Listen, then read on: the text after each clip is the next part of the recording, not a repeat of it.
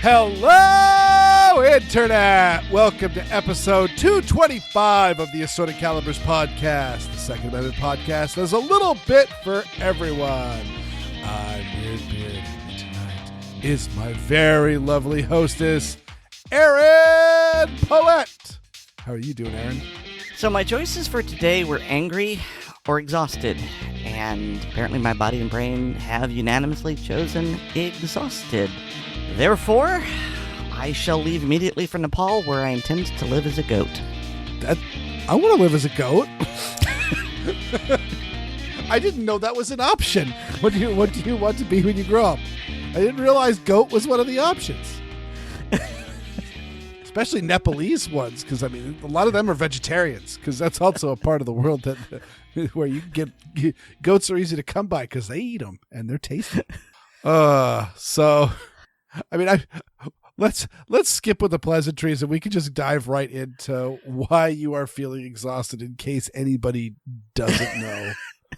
Yeah, so a thing happened over the weekend and it was terrible. And in addition to it being very close to a repeat of something that happened 6.5 years ago.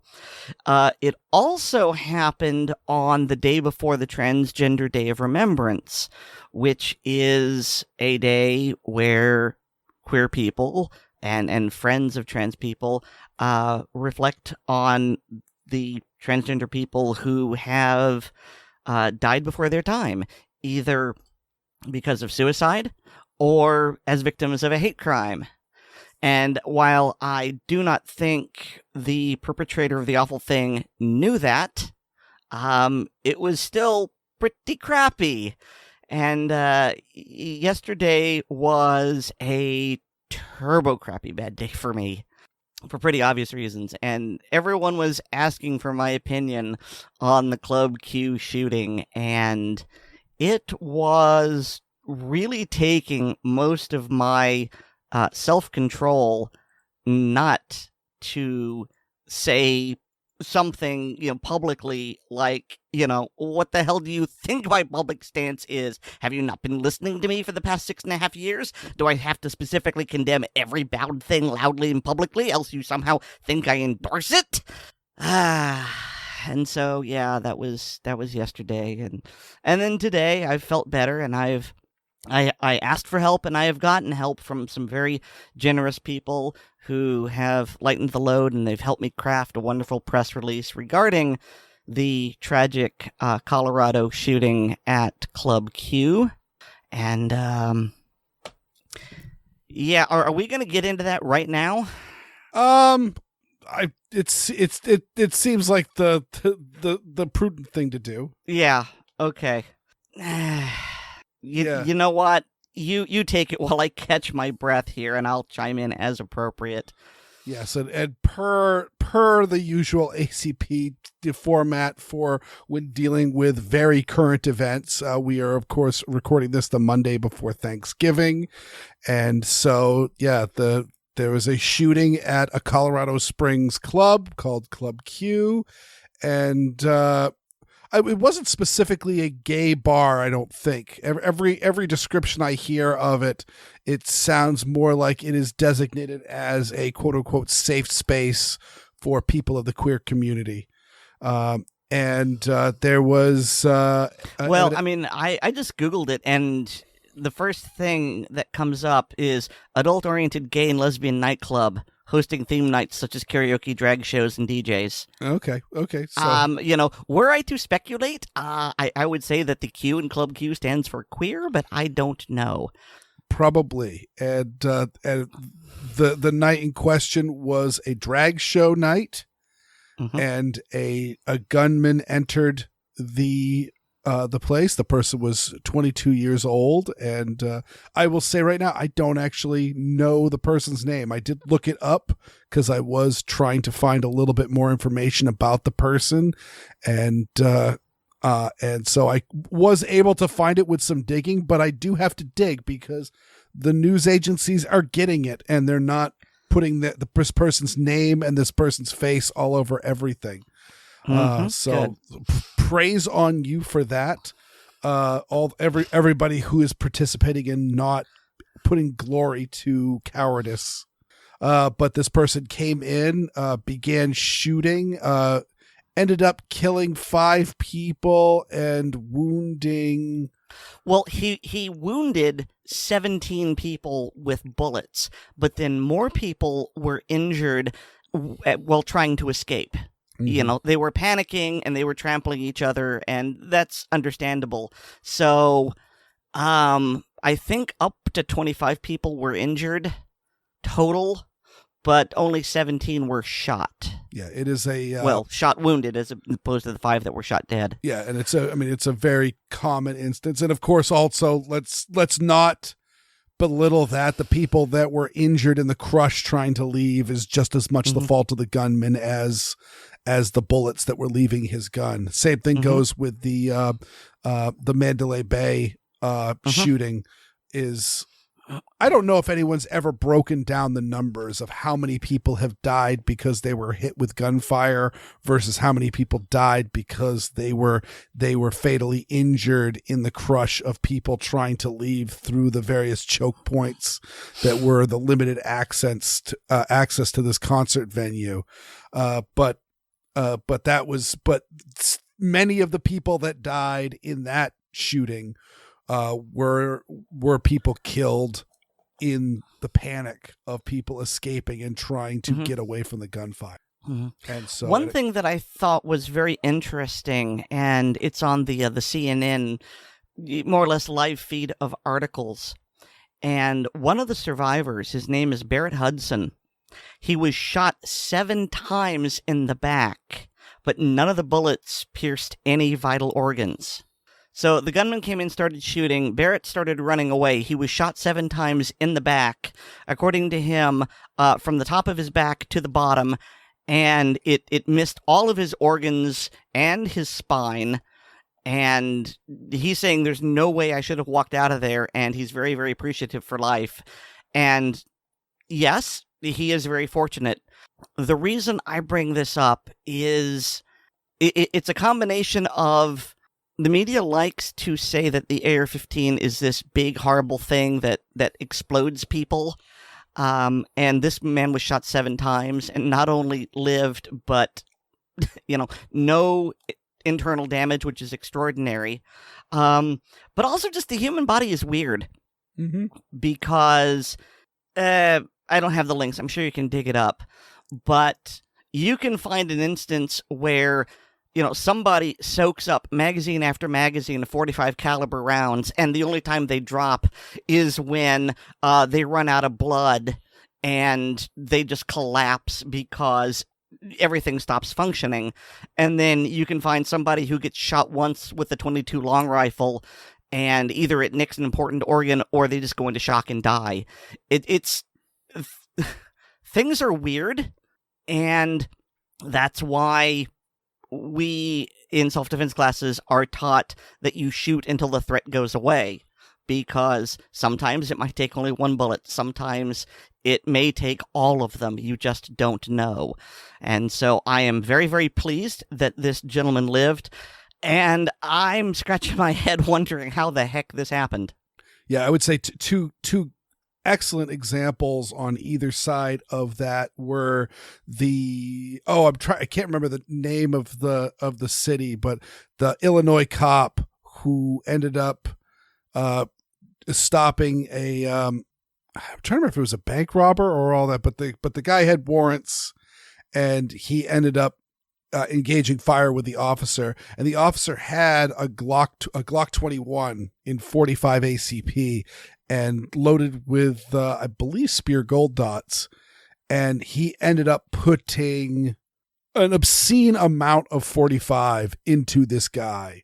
and it only stopped when the officer had rolled underneath his car as a way to get away from the gunfire, and he had taken several shots himself, and the guy looked down underneath the car, and as soon as the cop saw the guy's head, he put 3 rounds in it, and that finally stopped him.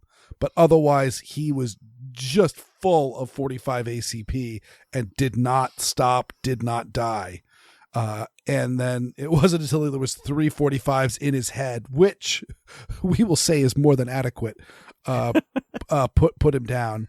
And then the other example that came to mind was Harry Whittington, who was the lawyer who was hunting with Vice President Dick Cheney, quite possibly while they were both drinking, and Dick Cheney swung wild and shot him with a 28 gauge shotgun loaded with birdshot. Yeah, thankfully it was birdshot. Mm-hmm. But Mr. Whittington actually had a heart attack 2 days later because one of the pellets actually migrated down into his heart and actually caused him issues. And it very well might have been fatal had he not been in the hospital at the time. But literally, he was wounded so superficially that they actually waited a little while before calling the authorities, possibly to conceal certain substances in the bloodstream. And so yeah, the body is super duper duper duper weird. And but also, yes, while the AR-15 is a rifle, and it is very, very impressive that this guy took that many rounds and survived, versus handguns where the survivability of handgun encounters is extremely high, something to the tune of like 80% of people shot with handguns live through it. It still is a 22 caliber high velocity round, and it does sometimes have instances like this where, didn't do any damage that he's not going to recover from, and I'm so glad of that. Mm-hmm. But one of the key points that I wanted to make was also, this is yet another spree killing that was stopped by someone who realized that I am the first responder. No one is going to come and help me in a time that is relevant to me right now. And I believe it was actually several people charged him. Yes, it was several people, but as of this moment, we only know the name of one of them, and his name is Richard Fierro. And he is he's a retired Army major. And so he was at the club with friends and family, and he heard the shooting, so he pulled his friend to the ground. He saw the shooter, and he saw that the gunman was wearing, I don't know if he actually had armor or if it was just a plate carrier, but he saw the vest, and he knew from experience that there was a handle on the back of the vest, the drag handle, so that if your buddy is wounded, you've got a handy handle with which to drag them to safety and get medical attention. And so what he did was he ran across the room, grabbed the handle, pulled the suspect to the ground, at which point the suspect's rifle flew out of his hands. Fierro then said he started hitting the suspect with a pistol. It's not clear where the pistol came from. I imagine it probably came from the shooter, because he was reported to have come in with a rifle and a pistol. I actually I'm looking at the CNN quote. Yeah, here it is. I just started wailing away with his gun. He took the pistol away from the guy and pistol whipped him into compliance. Yes. I'm not even going to use the bullets. I'm just going to use the side. Fierro served in the Army for nearly 15 years and had 4 combat deployments. And I will read you the quote of what he said while he was pistol whipping the guy, and it'll be just a string of bleeps. But yes, this is Mr. Fierro and anybody else who came to his aid. I've heard multiple accounts that he was not completely alone, though this story Correct. about grabbing the drag handle does does seem like he was the one that initiated the we've got to do something, and the other people maybe followed by example, which is another great thing to think about, is the you can be the leader, and you can be the person to let people know that if you charge on the gunman, it may not be the best situation, but if you're in a case where someone's spree shooting, you're already in a real bad place. So the idea that maybe you can stop them, disrupt the guy's OODA loop, even convince him to commit suicide, that it's all better than just being a target. So again, Mr. Fierro, what's his Major? Yeah. or did you want his first name? Richard. Richard. Yeah, Major Okay. Richard Fierro. That's you are a hero, and we are grateful for what you've done, and I can only imagine how many lives he saved by that bravery, and that is legit bravery, because closing the distance with the gunman is absolutely inviting getting shot. It's just like the statement that Oddball has made about knife fights. If you're ever going to get into a knife fight, you are going to get cut. If in the event that you are engaging in an active shooter, you very well could get shot. And luckily he took good tactical advantage, and it sounds like he was very smart about when he struck, and he was not harmed.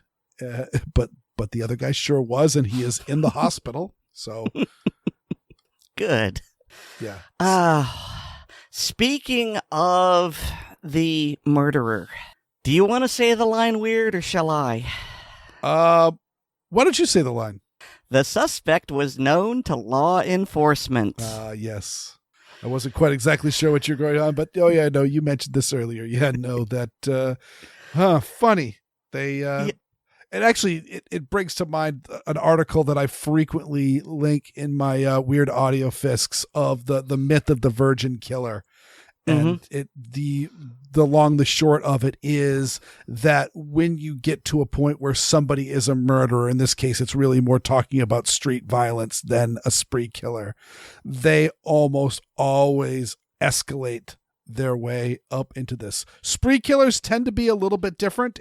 They are often known to law enforcement, though in many instances they don't necessarily have direct law enforcement involvement, but it's 50-50. But yeah, well, this guy, as recently as last year, he built a bomb and held his mother hostage, and the police came and surrounded the house, and he was talking real big about blowing himself up if they breached, and they somehow talked him out of the house, and they arrested him. And so you may be wondering, well, if he was arrested, how was he able to pass the background check in order to buy his guns? And we've got a linked article here, and I'm quoting from that article. His arrest in connection to the bomb threat would not have shown up in background checks because the case was never adjudicated, the charges were dropped, and the records were sealed. Weird. I'm sure I speak for you too, but I am getting really friggin' tired of law enforcement knowing about these guys, not doing their job, and allowing them to commit further atrocities. Yeah, I don't understand the justification of this, especially when we talk of stories of, gun owners getting harassed for having, the wrong kind of magazines or improper permitting or those sort of things, when there are people that have actually done actual violence. And it's not even like I could almost understand. I don't agree with it, but I can almost understand how, we have talked about the policing in high crime areas where police interaction is much higher in that area, but it's almost always for more minor crimes. And I can understand it, but I don't agree with it, because if you want to be a cop, you should want to be a cop, and the parts of being a cop that are parts that are things that I don't want to do, but I don't want to be a cop, shouldn't be a deterrent, such as trying to arrest violent criminals and get them off the street, versus harassing people for having too much window tint or having their stereo turned up too loud in their car. But this guy was already in custody. He was arrested and he was charged. And it wasn't just minor things. It wasn't a pattern of, I mean, clearly he did escalate, but the point being is holding your mom hostage and threatening to blow up the house in which she lived, and you along with it. This is not a minor thing. This is felony level stuff. Mm-hmm. Yeah. And it echoes onto the nonsense of Parkland, where even the shooter himself tried to turn himself in, and the FBI and law enforcement did nothing. Just what are we doing here? But yeah, so again, the shooter lawfully bought their guns and paid for them with a background check. He complied with Colorado's background check laws. Unfortunately, I couldn't find any information directly, but I couldn't find anything that said that it is illegal to carry a firearm in Colorado in an establishment that serves alcohol, which I assume Club Q is. Based on my research, which is not at all exhaustive, there is no law that specifically forbids it. However, they could have been a posted gun-free zone. Mm-hmm. And there's something in the Colorado law about other administrative whatevers may apply. I'm sorry, what did you say? Did they have binding signage there? That I don't know. I've been busy doing other things. I'm not going to dig during the show to see if they have binding signage, but But then again, also at the same time, many times people won't be aware. They'll see the gun-free zone sign and they'll be like, oh, I clearly have to comply with that. When in many states you don't. I have absolutely walked right through gun-free zone signs while carrying a gun here in Massachusetts, because I know there's no binding signages and I know that my concealment options are good. And if they tell me to leave, I know how to do that too. Mm-hmm. So, yeah, I don't think there's any more. Well, there's one more aspect that I wanted to put is that, I mean, we don't know the motivation of the shooter. I've heard a couple of theories, but they are thin. So I will wait until somebody comes up with something. This was somebody who, in all accounts, say that their online presence was very minimal. Which is kind of an oddity these days, especially for somebody in their 20s. But there's a very real possibility that this was a targeted attack against the queer community. And one must remember that it's pretty hard to find a person who couldn't have an angle for a hate crime and for an attack, whether it be the member, the religion that you're a member of, whether it be your sexuality, whether it be your race. And that even goes as far as there are black supremacists and Hispanic supremacists and other people who absolutely hate white people. So even if you are the majority here in the United States, that doesn't necessarily guarantee your safety, or at least guarantee that there's not some nut job out there who might want you to die for completely arbitrary reasons. And so this is just another reason to think about security and safety and just being vigilant. And it sucks to say that when, especially these guys were out watching a drag show. They were out having a good time. And the idea of being concerned about a gunman walking in and shooting the place up in a just world shouldn't cross their mind, but that is what happened. And I could just leave it without saying that as well, is this can happen to you. It may not. Don't live your life in fear, but you should always have a contingency, and have fun with it. I know I heard one person say about the zombie survivalist, really meme. It's silly, it's goofy, but it is more fun to think about a zombie attack than about a hate-filled, bigoted gunman trying to kill you.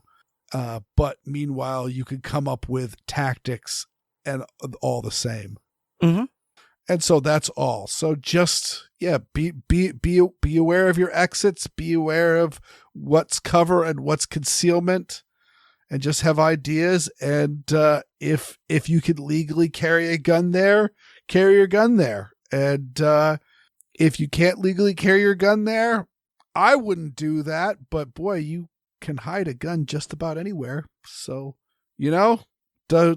unless they have metal detectors, how would they find out?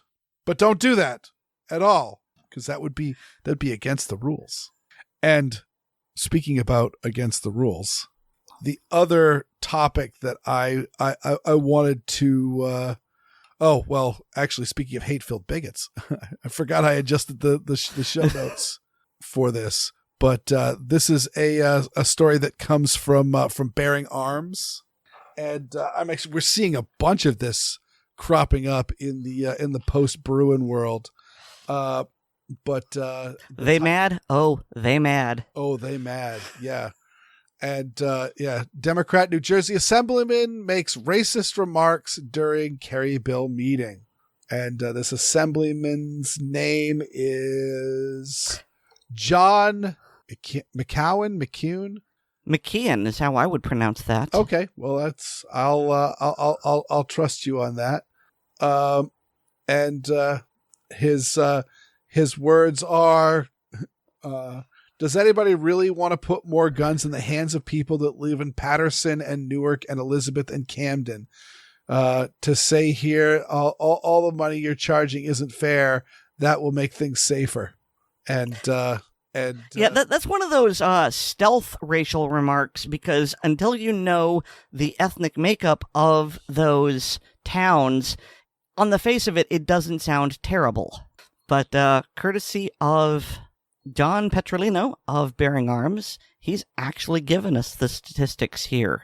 So, yeah, I'm going to be boring. I'm going to read some statistics. So, Patterson, 8.6% white, 29.4% black, 57.2% Hispanic.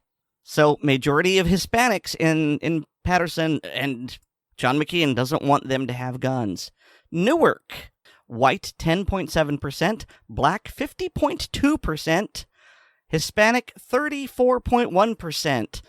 Yeah, he doesn't want either of those demographics to have guns. Elizabeth, New Jersey, where my grandmother lived for many years. White 14.1%, black 19.7%, Hispanic a whopping 60.9%. And we certainly don't want those 61% of Hispanic people to legally own firearms.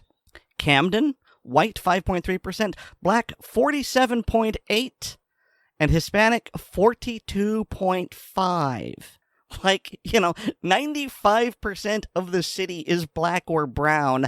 God forbid that these peaceable, law-abiding people should be allowed to legally own guns. And it's an extremely consistent trait. Back when Massachusetts was May issue, and I love saying that in the past tense. If the 2 towns over is a town that does not have a majority white population, and that's a town where you cannot couldn't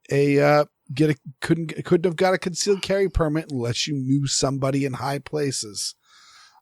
Same thing goes with with the town that I first moved to when I moved down here, where I got turned into the activist that I am today because I was denied a permit by someone who didn't even know my name, and that community had a much more mixed demographic than where I live right now, and so it's absolutely an instance of, if you are one of the towns that is known for a gathering place of the minority of a minority population, then that is one of the towns where the chief of police is going to screw with you when it came to your applying for a carry permit.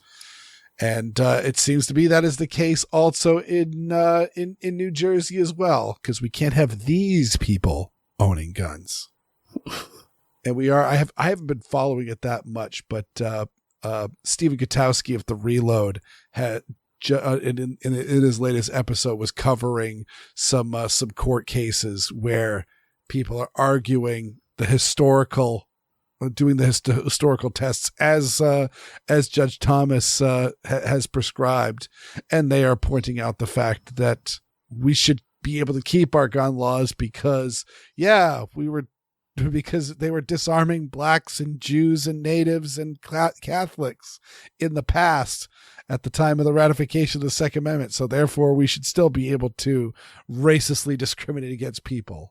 Okay. Is that what you want to, is that the hill that you want to die on? Is that how you want to frame this? It's true, but I thought that was the quiet part you weren't supposed to say out loud. So, moving on to the last topic that I wanted to discuss, which is the fallout for ballot measure 114 in Oregon.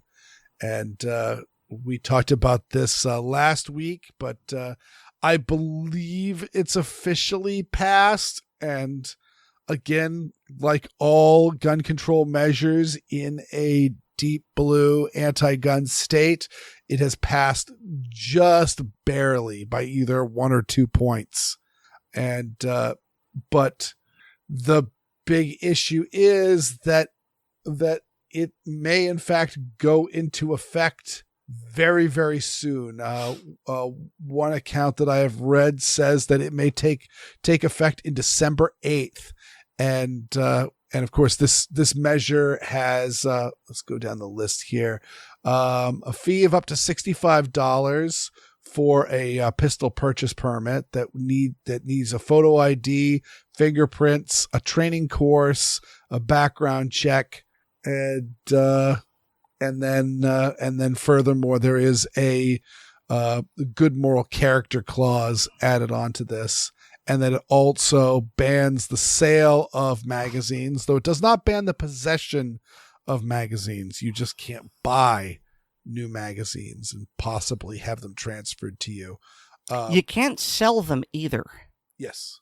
At least not within the state. You could put them up on Gunbroker. Probably, but I wouldn't want to risk that, to be honest. But the big concern that's going on right now is that the ballot measure, which of course was a rush job because they always are, is that they really have no provisions to make this happen, and they haven't quite drafted it all yet. So in theory, it will suddenly be illegal to purchase a firearm without a permit in Oregon. And there is no framework for creating the permits. So therefore, essentially buying or trading a gun is illegal, at least until they can come up with the system. And so this will be wrought for challenge. And of course, the Second Amendment Foundation is already bearing down on them. But this is just another instance of just gun control laws being really hot garbage and not very well thought through. Here we go. As we've said before, the issuance... No, we haven't said that before. As we said before, you do need a permit, and I'm honestly surprised it's only $65. It seems very reasonable. I figured it would be triple digits.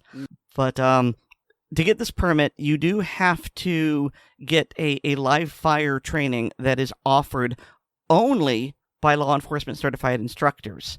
But here's the thing. There's nothing in the initiative that requires law enforcement agencies to actually offer this certification.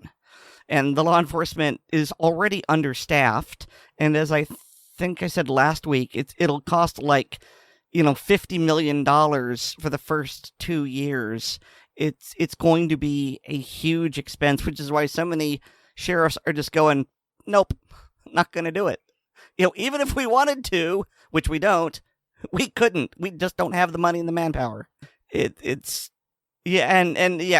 to the law, you must complete the live fire training before you can even apply for the permit. And so for first-time gun owners, this is going to be difficult in order to get a gun for the training and then find the certified trainer. And according to a lawyer who's breaking down all the problems with this, it's likely that implementing this law will completely halt all gun sales in the state of Oregon for years.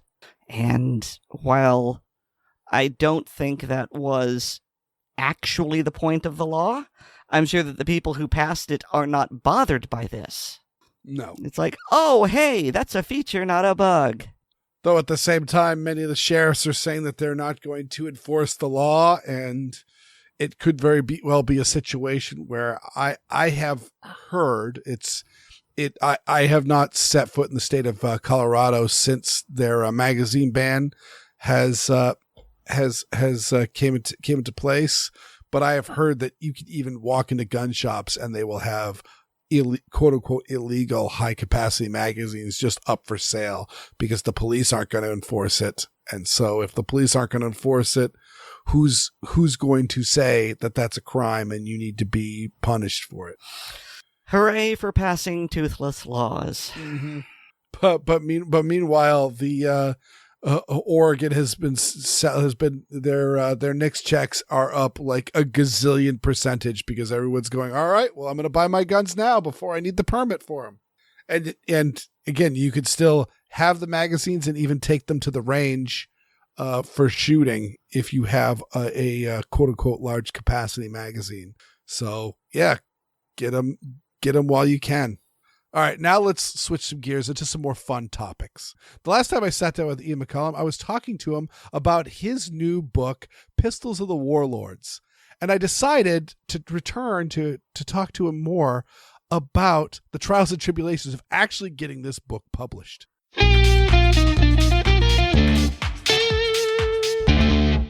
I am very pleased to welcome back to the Assorted Calibers podcast, Ian McCollum, of course, from Forgotten Weapons and Headstamp Publishing. And how you doing, Ian?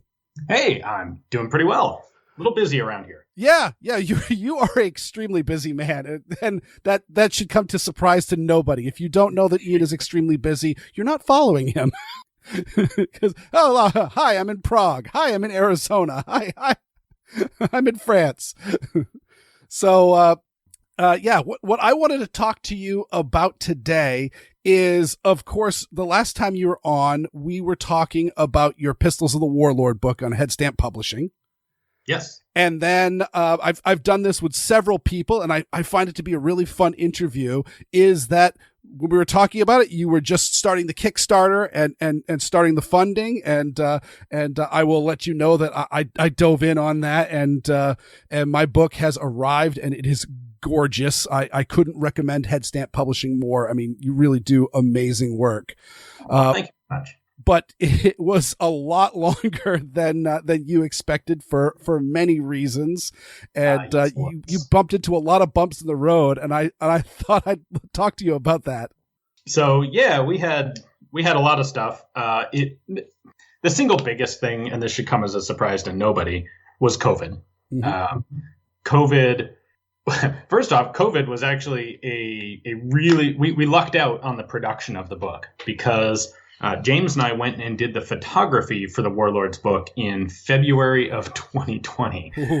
So we got back from our photography trip, and a couple weeks later, the world just shut down, which was kind of nice for me, or I had a nice plan going there because I was then able to spend the first year of COVID essentially writing and completing Pistols of the Warlords. If we'd waited a month to do the photography, that book would have been thrown horribly off track. But after we did the Kickstarter, it was by a huge margin our most successful Kickstarter to date. We did $1.5 million on Kickstarter, which is mind-boggling on that book. But then we get the thing to print, and we started running into some additional issues. Some of them were COVID. China had a zero COVID policy, still does, that involved shutting down whole cities for weeks at a time. And we had some issues with the city where we were printing it in having that sort of shutdown, which would delay production. And then the thing that hit us and maybe this is total naivete, but it had not even occurred to us, was censorship. So this was the second book that we printed in China. And a bunch of Vickers guidebooks have also been printed in China, although not at this same printer. And we'd never had, censorship had never come up. And in retrospect, that's because we were doing books that had nothing to do with China. Chinese censorship is all about maintaining a particular history and vision of China. And so once we get in there with a book about Chinese history, essentially, the censorship comes out of the woodwork. And where it really hit us were the maps that we were planning to include with the book. We got back a number of, we got pictures. We didn't actually get the physical maps back, but we got back a number of marked up map images with a whole bunch of changes, very helpfully in Chinese, which we couldn't actually read.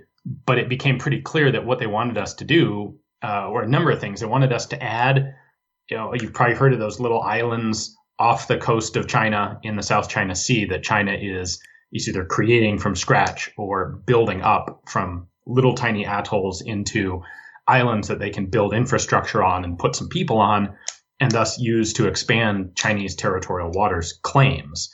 Well, they wanted us to put those islands on our maps, which are intended to represent China in the 1920s. And those islands are basically BS today, and they definitely have no place being on a 1920s or 1930s map of China. So we had those. They wanted us to change some of the provincial borders within China to match current day provincial borders. They had some issues with us labeling things like the Mongolian Autonomous Region, which is not a thing anymore, but it was during the Republic of China in the teens and 20s and 30s and 40s. Essentially, they wanted us to take our historical maps and make them match the current day official map of China, which is nonsense. And our reaction to that was, how about no? And where we had originally been planning to include these maps as pages in the book, we decided to pull them out of the book, print them as a separate insert sheet, and we could then print them in the United States and then include them alongside the book. And frankly, I think we're really lucky that they didn't seem to be that interested in the text of the book. I believe the only change that was requested to the text of the book, which I did make because it wasn't a big deal to me, was to put Republic of China in quotations in one spot in the text. And that was like, you know what? If I can do that and you stop looking at it, that's fine. We actually have a big picture in the book of Mao and Chiang Kai-shek standing side by side in the 1940s. Or 30s. I don't remember the exact date on the picture now. But once we realized that, the censors are gonna look at this to make sure it's appropriately interpreting Chinese history, I was sure that picture would get us in trouble. And they never brought it up. So we didn't really want to talk about this until the books were actually physically in our hands here and, out of the Chinese government's reach. But now they have arrived and they've all shipped out. You said you got yours. Everyone else should have now as well. Yeah, all the members of ACP who ordered it all have theirs as well. Excellent. I'm glad to hear that. As far as I know, everything has gone out. So there are a few orders in there still from people who didn't complete their backer kit surveys, which means we don't have a final address for you. If that's you, email us at info@headstamppublishing.com or just go into backer kit and finish your survey. But those will probably trickle in over the next couple of weeks or months. But yeah, didn't anticipate the Chinese censorship. Like I said, maybe huge naivete on my part, but now it's something that we're thinking about for sure going forward. Well, I think it's something that we don't think about as Americans. We know about China, and we know about how they handle their people and their history and those sort of things. But yeah, we don't think about how it would impact outsider stuff, especially, well, I mean, obviously the workers in the factory would be reading it, but they just get wrapped up and moved on. It's not like you're disseminating leaflets out to the people. I was hoping we would actually sell a bunch of these books in China. I figured there'd be it's how many billion people? There've got to be a bunch of them who are interested in their own history and in firearms. And I think it's mostly an internet restriction and linguistic issue, but I think we got single digit number of orders in China for the book. Yeah, a little sad, but do any of those look like very official addresses and emails? No, they did not, which would have been kind of funny. Had we gotten something like that, I think we would have happily taken their money and sent them a book. Mm-hmm.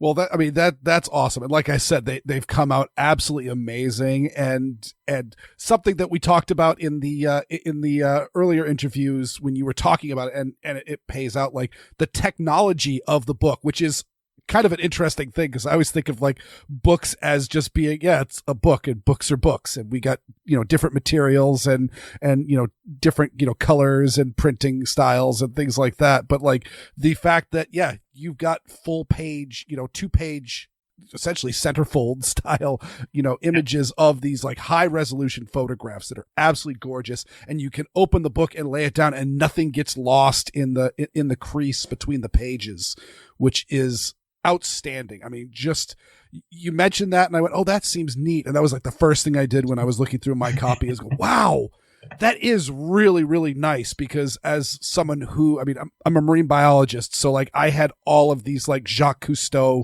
book, coffee table books, and every little like coral reef photography coffee books, which are just dime a dozen. Like I'd get them for like a bucket, like a book sale somewhere, and I just eat them up. But yeah, there'd be a huge picture, and just like 10% of it would be completely lost in that crease. Yeah. Yeah, there's a specific binding technique that you can use that not only means that you can see all the way into the center of the book, but it also means you can open the book up and set it down and the pages don't start flipping on their own, which is also really nice. Yeah, that is really, really cool. And actually, another thing that I heard you mention was that like you're one of the few publishers that do gilding on the pages.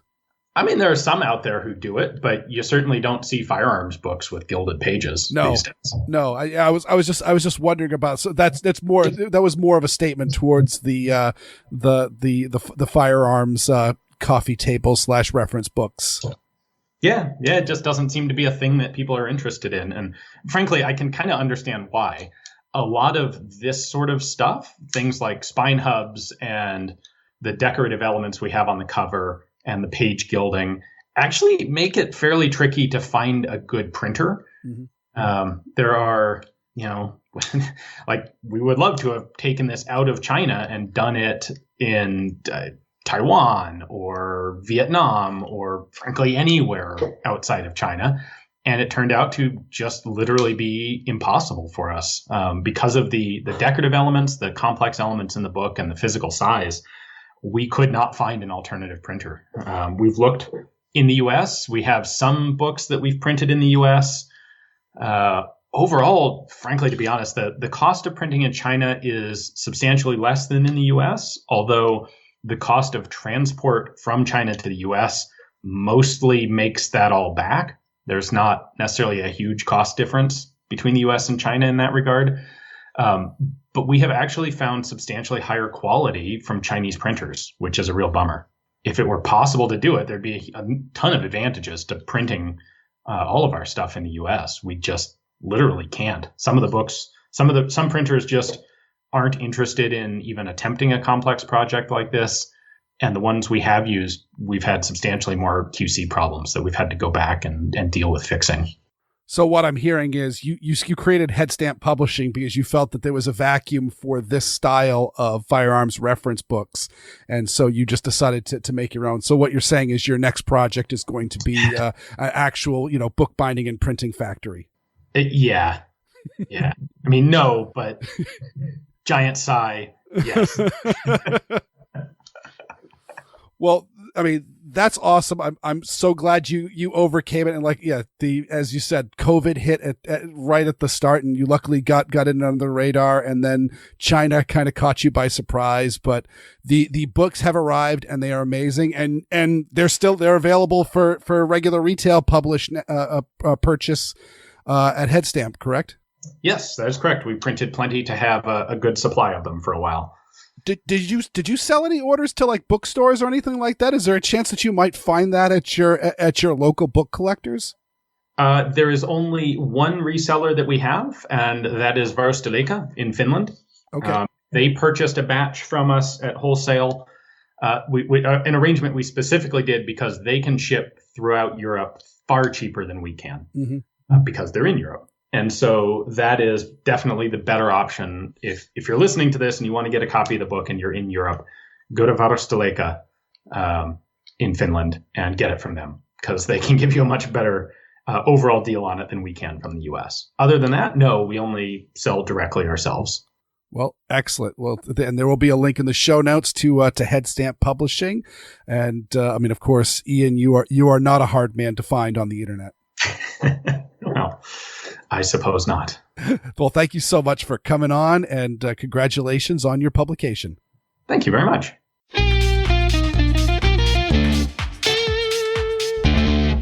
You know, as he was talking about all the problems he had with Chinese censorship, I was thinking about that one particular YouTube channel, LaoY86, who lived there for 10 years, and it's like, yeah. And like Ian, I was really shocked that they didn't dig deeper, and maybe it's because the book was in English and most Chinese don't speak English, but they can sure read pictures. I don't know, but for whatever reason, yeah, he got really lucky, and I'm glad. Yeah, it's I don't blame him for it. It's something that you really don't think about, especially since they had published several other books before that with no issue because it wasn't about China. But yeah, this book is really amazing. It's pricey, they're spendy, but I gotta say they are worth every penny, just for all the reasons that I have we talked about in the interview. And furthermore, Ian is currently crowdfunding the next Headstamp Publishing book, which is Clockwork Basilisk, and the links are the links to that book are in the show notes, and I look forward to talking to Ian about that one in the next episode. That is a really cool title. I have no idea what it's about, but that sounds like, well, you're very fond of a band called Steampunk Giraffe. Yes, Steam-Powered Giraffe, correct. Oh, Steam-Powered Giraffe. Yes. Well, I'm just saying it's in that particular genre, and I really like that. You know, it either sounds like a band or a really cool alternate history science fiction, maybe mixed in with some fantasy novel. I have no idea what it's about. Do you know what it's about? Oh yeah. It is about essentially one of the first single action revolvers ever created. The man who created these first essentially mechanically linked repeating pistols that first started off as flintlocks. And so the Basilisk could either kill or turn to stone with its sight. And these were things that could kill by looking at it, and they were all full of clockwork. Nifty. It is a great title. It is an absolutely great title. It's a banger. I love it. Speaking of bangers, Weer'd is here with his fourth Fisk of Brady anti-gun twaddle.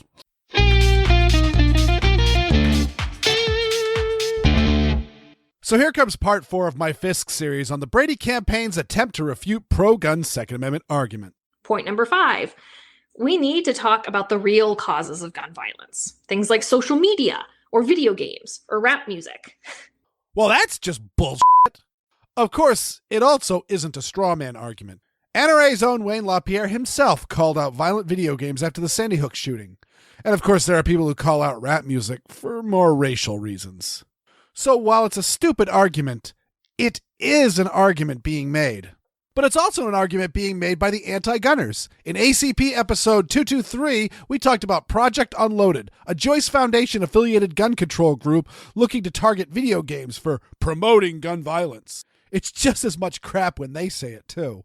Yeah, okay, well, I can't wait to dive into this one. But first, for folks listening to the podcast, you might be familiar with my voice because I serve as one of the co-hosts of Red, Blue, and Brady. I'm also a member of Team Legal. And for this question, most importantly, I'm Director of Racial Justice here at Brady. Just a reminder, I did a Fisk on Kelly Sampson as she testified for gun control in front of Congress for episode 215. She's no stranger to lies and bending the truth. So this is something that we hear all the time, and it's something that you all probably hear a lot of times, which is it's a cultural problem. And embedded in that idea of a cultural problem, it's about rap music. It's about video games. Well, it's just not true.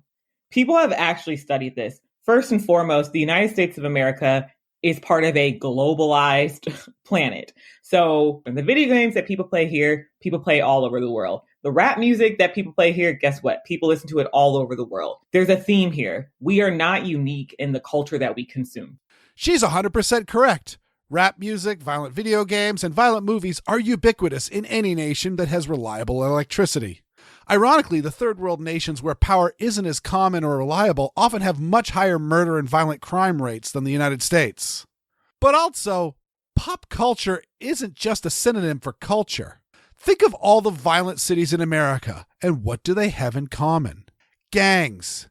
Gang culture is a culture of violence. And before the pearl clutchers think I'm somehow doing a dog whistle that indicates that certain races are somehow prone to violence, note that I live in Metro Boston, and the Irish and Italian gangs have been causing trouble in the streets long before the Bloods, the Crips, the Latin Kings, or MS-13 were even a thing. David would also like to remind us of all the Jewish-run gangs. Murder Inc. out of New York got started in the 1920s by Jewish gangsters Meyer Lansky and Bugsy Siegel.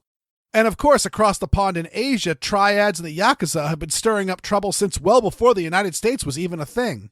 So no. Violent video games, movies, or music do not correlate with violent crime. But growing up where your primary role models are street thugs, hitmen, drug dealers, and gang enforcers is a very real issue in this and many other countries.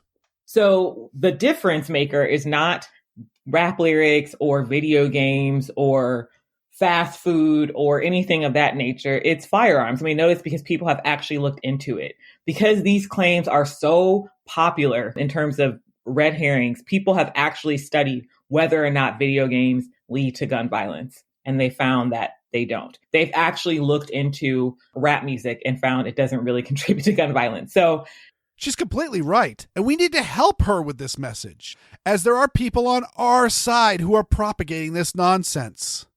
But we also need to bring attention to the actual culture of violence that is prevalent in all the places where you hear gunshots at night. And people like Kelly are demanding more gun control in attempts to solve it.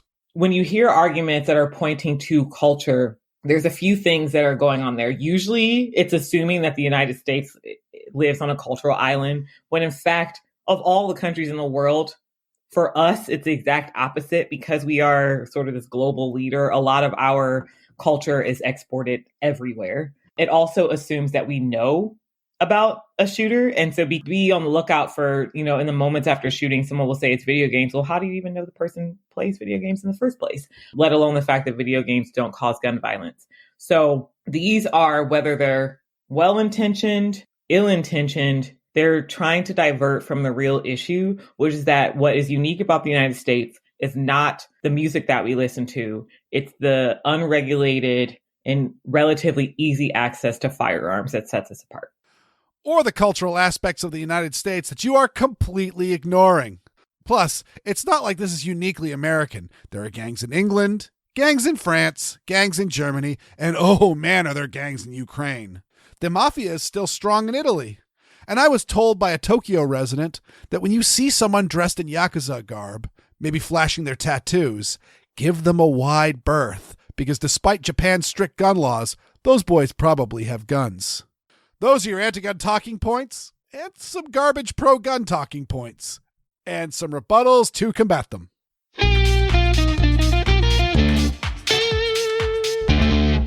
So, Aaron, how did this one rank? Well, I'm not in the best mindset right now. It still hasn't beaten your best one, but still pretty good. And I have saved my own personal copy of this to Google Docs. Nice. So anytime I save your stuff to my personal file, you have done a good job.